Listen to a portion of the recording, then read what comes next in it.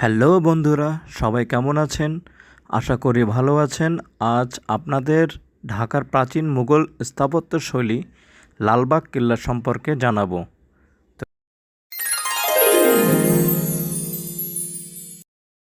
লালবাগ কেল্লাটি পুরান ঢাকার দক্ষিণ পশ্চিমাঞ্চলে বুড়িগঙ্গা নদীর তীরে অবস্থিত একটি অসমাপ্ত মুঘল দুর্গ।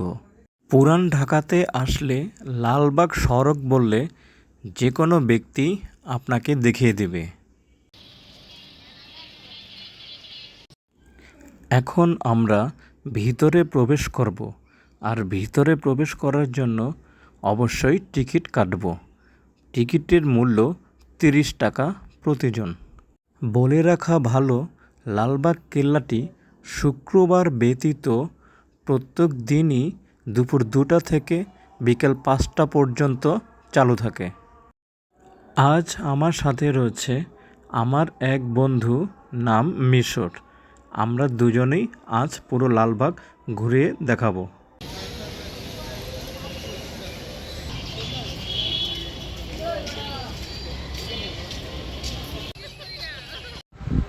ঢাকার লালবাগ কেল্লাটির নির্মাণ কাজ শুরু হয়েছিল 1678 সালে মুঘল সুবেদার মুহাম্মদ আজম শাহ কর্তৃক, যিনি ছিলেন সম্রাট আওরঙ্গজেবের পুত্র এবং পরবর্তীতে নিজেও সম্রাট পদপ্রাপ্ত হয়েছিলেন। কিন্তু তিনি পরবর্তীতে দিল্লি চলে যান, এতে কাজ থেমে যায়। পরবর্তীতে সুবেদার হয়ে আসেন শায়েস্তা খান, নির্মাণ কাজ শুরু করেন স্মৃতিস্মারক পরী বিবির মাজার। লালবাগের চারপাশেই রয়েছে অসংখ্য ফুলের গাছ, যা সৌন্দর্য বৃদ্ধিতে সহায়তা করে।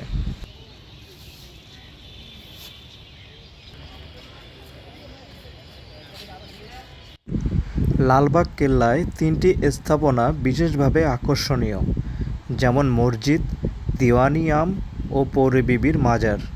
কেল্লার ভেতরের মসজিদটি এখনও ব্যবহৃত হয়।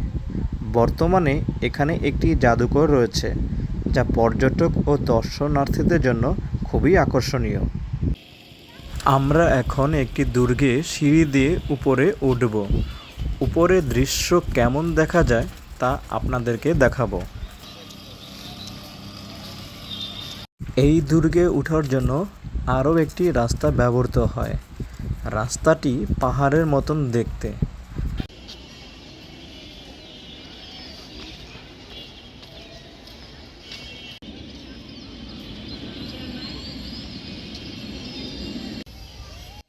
সম্প্রতি এখানে আবিষ্কৃত হয়েছে মুঘল বাগান, যে বাগানে রাজা রানীরা বিচরণ করত।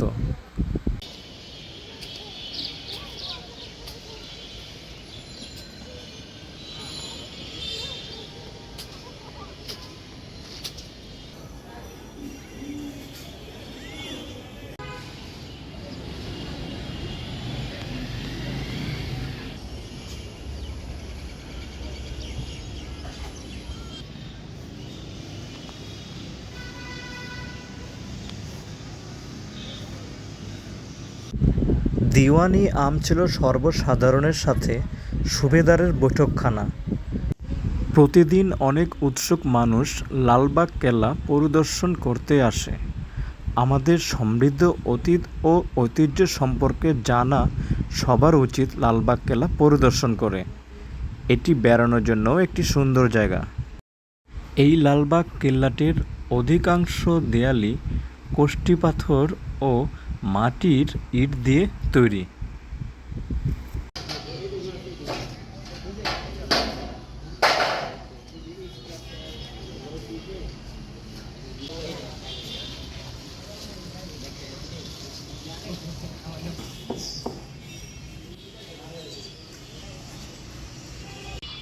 এখানে রয়েছে একটি সুড়ঙ্গ পথ। জরুরি কাজে এই পথটি ব্যবহৃত হয়।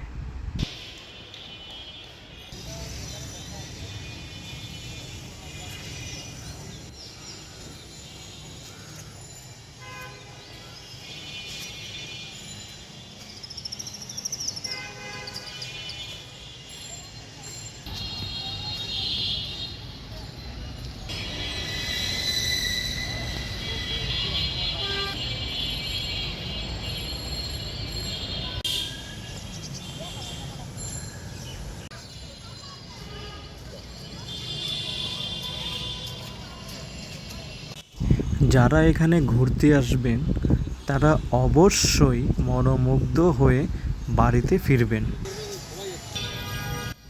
এটি লালবাগের দ্বিতীয় গেট।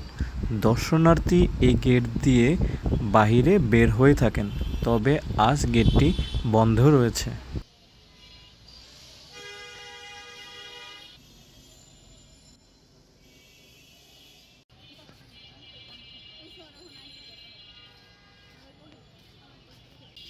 রয়েছে একটি কন্ট্রোল রুম।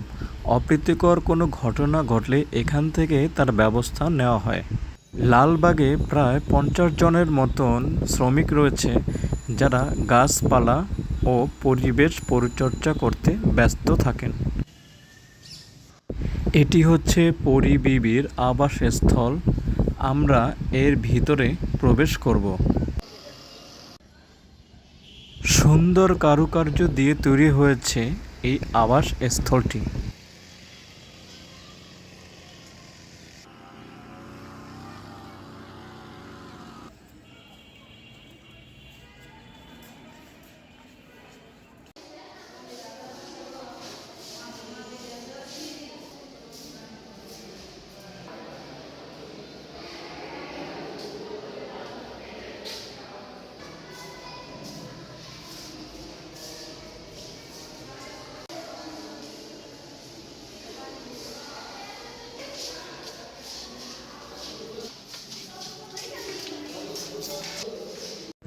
দিনের বেলাতেও সূর্যের প্রভাব যাতে এখানে পড়তে পারে তার জন্য রয়েছে বিশেষ ব্যবস্থা।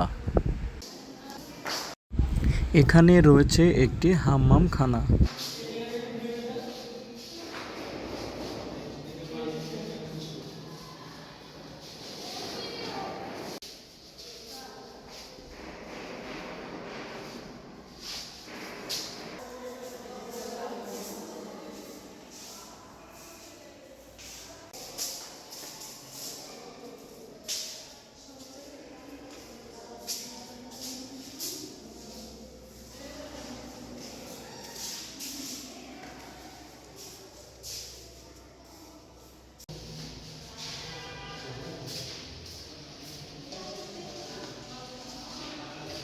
এর ভিতরে কি আছে?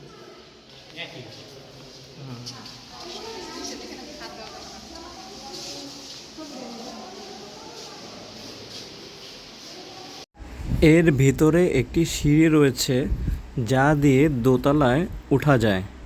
আমরা উঠতে শুরু করলাম, কিন্তু আফসোস আজ বন্ধ রয়েছে। পরিবিবির আবাসস্থল থেকে এখন আমরা বেরিয়ে আসলাম।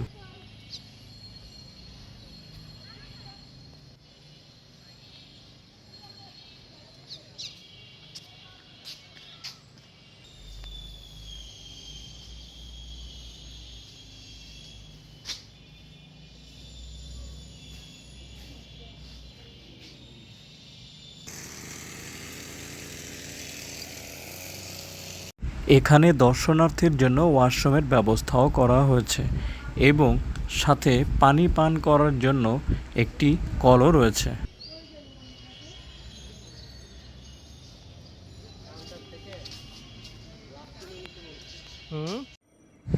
এখন আপনাদের লালবাগ কেল্লার ভেতরে যে পুকুরটি রয়েছে সেটি দেখাবো, তবে পুকুরটি এখন শুকিয়ে রয়েছে। এই হচ্ছে পুকুর, যা এখন শুকিয়ে ঘাসে পরিণত হয়েছে।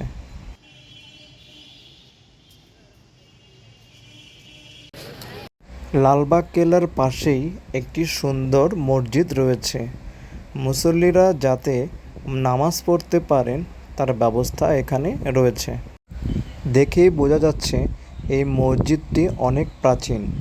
মুঘল আমলে এই মসজিদটিও তৈরি করা হয়েছে। তো বন্ধুরা, এই ছিল আজকের মতন ভিডিওটি ভালো লাগলে অবশ্যই লাইক, কমেন্ট এবং শেয়ার করবেন। সবাই ভালো থাকবেন, সুস্থ থাকবেন। ধন্যবাদ।